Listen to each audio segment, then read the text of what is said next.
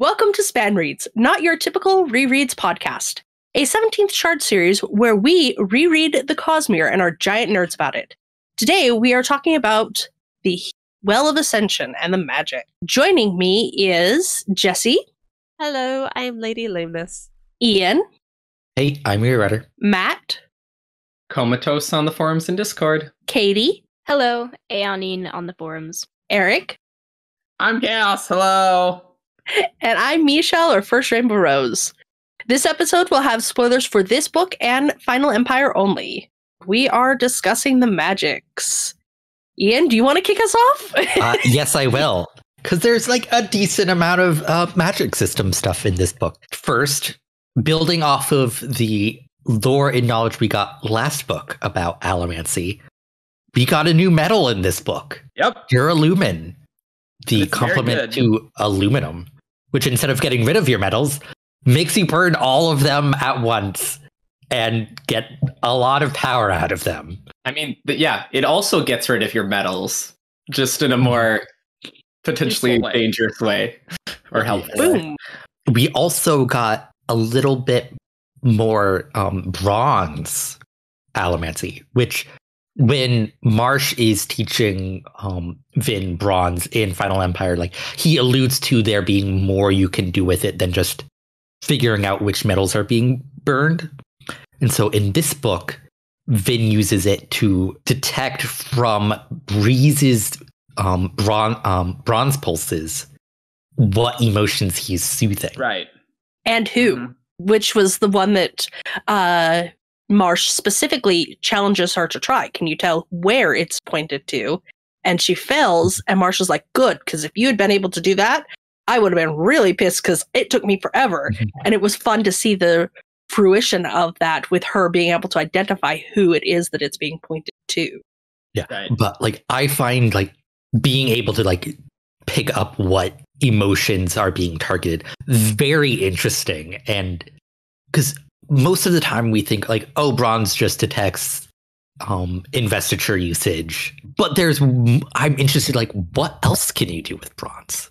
Like, I wonder if you could use bronze in a similar way to see what an Alamancer is, like, pushing on or something. Like, it'd probably be less useful because usually you can just see it. But, like, presumably you could, I would assume. And I think last book, Marsh also said you could tell if someone's flaring or if they're low, if they're getting low on their metals. He said that, yes. You could tell. So, like, yeah, there's definitely a lot of more potential for bronze.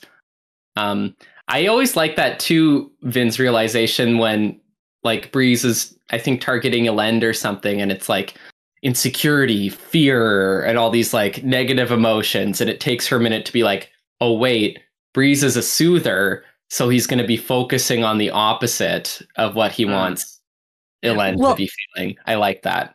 I love the moment when she goes, oh wait, he's commenting, like his words and his actions are so opposite each other, because the entire time he's like beating Elend down verbally, but emotionally, he's boosting him up. And she just goes, oh, wow, this guy is way more complex than I would have originally thought. I love that she's able to do that, but it's not overused because she has to use Duralumin to do it. Say that right? For the bronze? Duralumin or Duralumin. Yeah, to get the emotions. She has to use Okay. Yeah. Okay.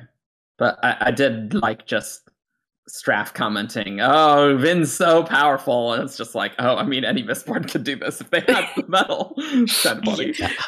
But like that goes into Alamancy. Like a lot of the skill is important. Knowing the tricks, having the metals, like does a lot. Well, Ham does say that Vin is way more powerful than it seems that she should be, because he's like, most people, even with Pewter, it would knock them out for a week or two. Instead, she's knocked out for a few days. So it's not just that she is that powerful, or that not just that any Alamancer could do it. It's just she gets a little bit of an extra boost from it. We also learn a lot more about Feruchemy in this book. Specifically, we actually know what different metals do in Feruchemy, rather than just like, these are the things you can do But we're not going to mention what metals they go with that we get in Final Empire. Because last book did we get that pewter does strength and that copper does memories? We just got pewter does strength. We didn't even get copper? We didn't get copper mines, I don't think. We knew you could store memories, but not what metal. Yeah. Because we know pewter, because Vin tries to burn a pewter mine. Yeah, it's the only one we get. And we also learned about, like, you can compound by drawing more attribute in a limited amount of time. You can store months worth of strength into a couple seconds, which is the strength of Feruchemy over Alamancy. Like, given enough time, like, Feruchemy is very dangerous. Use all the speed, but it's kind of nice that Sazed had to use all the speed already, so he didn't really have too much of it. Well, and I liked the fact that it's full on spelled out that Alamancy doesn't use yourself. Feruchemy like somebody comments at one point. I think it's Vin comments that, oh, well, the Alamancy relied on the metal, not on herself, so she's able to, like, push herself past where she should be able to, or something. Ham comments on that early on too, like talking about the difference between Feruchemy to become stronger, your muscles actually get bigger because it is still your body fueling it, whereas Alamancy, your body doesn't need to become bigger because your muscles aren't doing the work, it's the metal doing the work. And that's why Vin can, like, go grasshopper, because suddenly she's like an ant where she's like teeny tiny but like has all this strength in a small package. One parallel that jumped out to me while reading this book was with Sazed's rings and the battle at the end with Marsh, because in the first book, Sazed takes a leaf out of Vin's books and swallows some of his metal mines to be able to get into Krennic Shore, whereas this time he has them pushed into him, but it achieves the exact same effect in both books of being able to use these powers from something that is embedded inside of him in one way or another. And it just really jumped out at me because when I was rereading the first book, I completely forgot that he swallows his metal mines, and I thought the stuff with the rings happened then, not in Well of Ascension. It was funny when I was reading that, the only thing I could think was, isn't he going to have complications after the fact? Like, my logical brain was just like, he's going to have, like, sepsis or something from having these rings embedded in his body. But that's the really cool thing about gold and healing, is that it heals past the sepsis, and he now has these embedded metals, and it's not a problem. I would have expected usually that the gold healing would have pushed them out of him rather than sealing around them. That didn't happen, so. Wouldn't think that that's how it works, necessarily. I wonder if there is some manner of intent with that. Like, I wonder if there's some subtleties with gold, Feruchemy, where you could, if you had enough control, choose, okay, I'm going to let the healing push this out, or I'm going to heal. I also like how Sazed just, like, sort of gets into, like, wow, Iron Feruchemy is kind of weird. What does it do? No one knows. Like, it does what Brandon wants the magic to do. That's what it does. Iron does weight, what that means, who knows? What does that mean? But it's also, Sazed comments like, oh, Iron Feruchemy is way more useful than I ever thought, which makes sense because it's one of the abilities Brandon is also really interested in, and which we see more later on. Yeah, but it was very cool seeing more of Feruchemy. It's hard for me to dissociate that Feruchemy knowledge, because, like, I just read Final Empire and Well of Ascension, like, back to back, basically, when I first read it. So, like, I never had just Final Empire alone, really, with the Feruchemy. And I mean, also, the back of the book does, like, the Ars Arcanum says things about it too, right?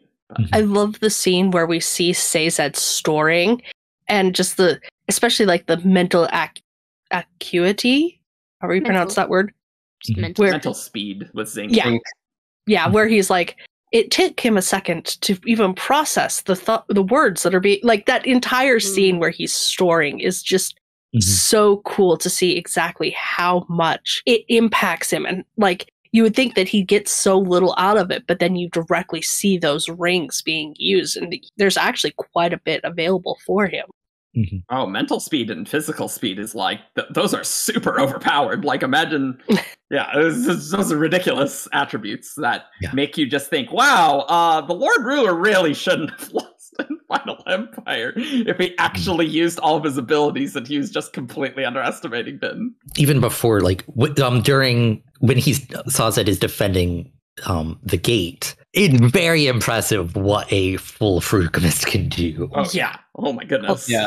Mm-hmm. Mm-hmm. It's funny how often he says, my brass metal mind is almost out of heat. My brass metal mind is like, heat must last forever, because he says it like 3 or 4 times that he's almost out, and he never runs out. Huh, I didn't notice Like, that. I remember him commenting on it, the heat from the brass mind, but I don't remember like him commenting on it running out overly much.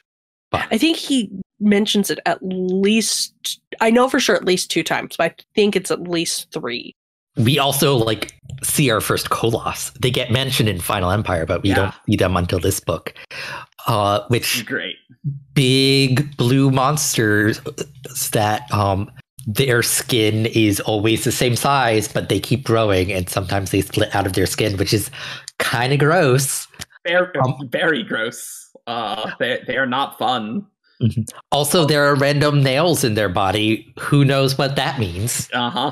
Also, the whole Colos. We're gonna be human now, and we're gonna have money, and we're like wearing the villagers' clothing.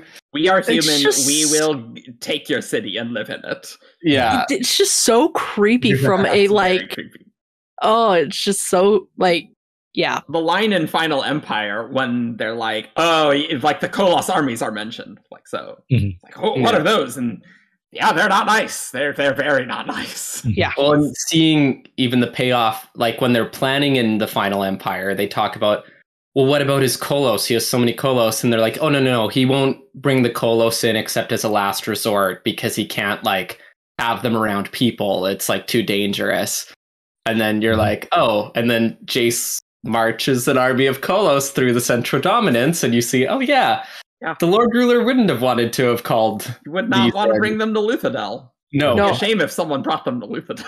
Yeah. Thinking about Colos and magics, and I love Tensoon and the payoff of Tensoon calling them cousins, and like that Vin being able to like take over Tensoon. I've seen it done poorly where it ends up being a ex machina feeling thing where it's like, oh, suddenly you can control these.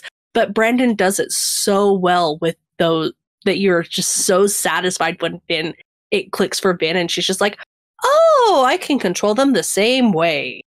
Yeah, that was really cool. I had totally forgotten that both Kandra and Colos are like totally immune from emotional alamancy. Yep. Until you push through that. That was a cool thing that I had sort of forgotten. Yeah, it's one of the notes I made. It's like, because it's like they're completely immune. Like, yeah, I forgot that. Yeah, totally forgot. Like, to the point where Soon is saying, oh, this is one way you could potentially reveal Kandra is if you're soothing them or riding them super strong and they don't notice. Yeah, so that was just a weird aspect that I totally forgot. That gets foreshadowed because like Tensoon like gets like very weird when talking about that, like after the fact, like, and it's like, oh, like I've spoken too much. So it's like when she does push too far and like it hurts him. So it's like she knows there's something there, and then the scene later where he like gives her permission to do it. Oh, that was just great. So good. Just how Tensoon was like saying it. It's like, no, please do this thing. She knows too much. What are you talking about? Shut up. But like it makes sense where it's like with like piercing a copper cloud. It's like you can't detect anything until you meet that threshold of power, and then like you can see through it. Right. It's like operating on the same basic principles, which it's Brandon and the Cosmere. It's like there are basic principles that underpin everything. Yeah, or like affecting metals that pierce flesh. That's another one where if you get past a certain point, you actually can do it, like the Lord Ruler. and Vin. Which I loved the fact that Zane pulls the trick of having the coin in his mouth. Mhm. But I was so disappointed that that never really comes into play again. Like, Yeah, that's true. Vin's like, okay, that's a cool trick. And then it just is kind of forgotten. So that made me Mhm. sad. Another cool Alamancy moment is the horseshoe dash back Yes. Mm-hmm. to Lisa Yep. Dell. Personal spikeway. Yeah. Yeah. And then coming up with that was, I think before I started Final Empire, I thought that was something she figured out in Final Empire Yep. for some reason. And so Yep. then I was like, oh yeah, like this is where she figures out how to Mm-hmm. do that. Because that was And only a Mistborn could do that because she's both pushing and pulling. yeah, you have Yep. to both push and pull. Yeah. Yeah. Because you do the Yeah. that's how I picture it anyway. Yeah. Yep. Exactly. Yep. I would love to Uh. see that as like a visual representation, like a movie or TV show or something, like just that scene in particular. Oh, that would Yeah, be that would be so good. cool. Mhm. Harder to do the emotional Alamancy, but a lot easier in a movie to do pushing and pulling and things like that to make it look really cool. Another thing that I thought was really cool that I had forgotten about was when they're escaping and Vin creates a pewter cloud. And just Yeah.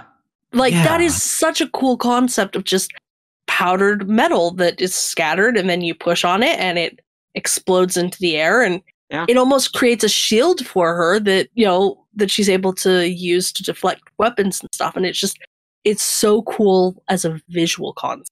Mhm. Well, it's that like she puts it like on the ground and it kicks up the ash Yeah. Yeah. on the Yeah. ground.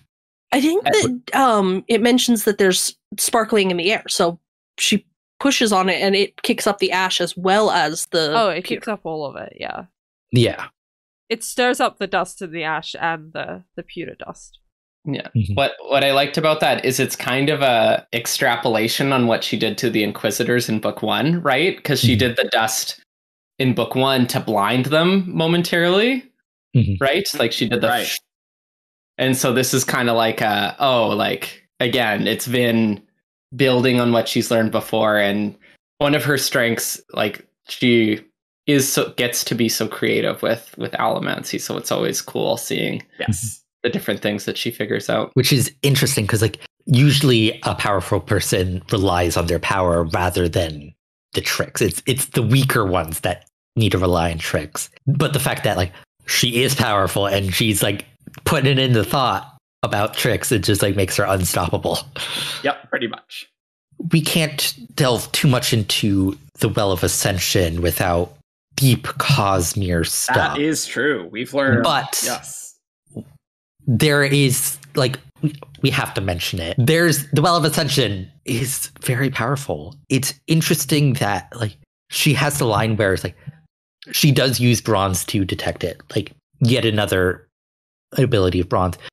But at a certain point, she starts hearing it all the time, Yeah. which is very weird to me. And it's also just weird that the Mist Spirit, like, she can detect that with bronze, but Mhm. also, like, the Mist Spirit can soothe and things. I was like, that I forgot. That's, like, basically the Mist Spirit soothing.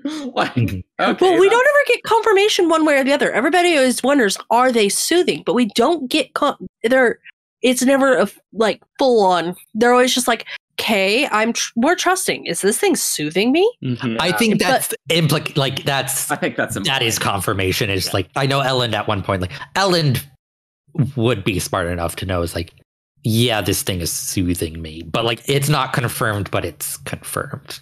Makes sense. Yeah. At the very least, it's replicating the same effect of soothing, which is a meaningless distinction.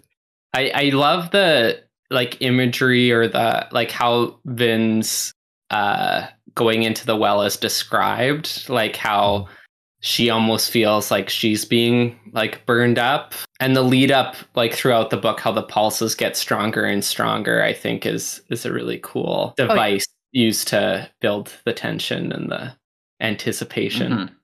I love the fact that what sends her back isn't the fact that she realizes that they're going away from the well, but rather something else. But once she's back, she's like, oh, I should have seen that. I love that for a not perfect characters.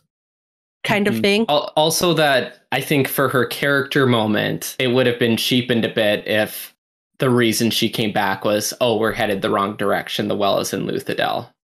Yeah. Like, I think for the arc, her choosing to come back because it's like the right decision from her perspective to make it was important. Yeah. Thank you for watching. You can find us on 17thshard.com for all the news, discussion, theories, and fun that you could ever want. You can find us on Facebook, Twitter, SoundCloud. You can leave us a review on iTunes. You can subscribe on YouTube, and you can support us on Patreon. See you next time. Bye. Bye. Bye. Bye.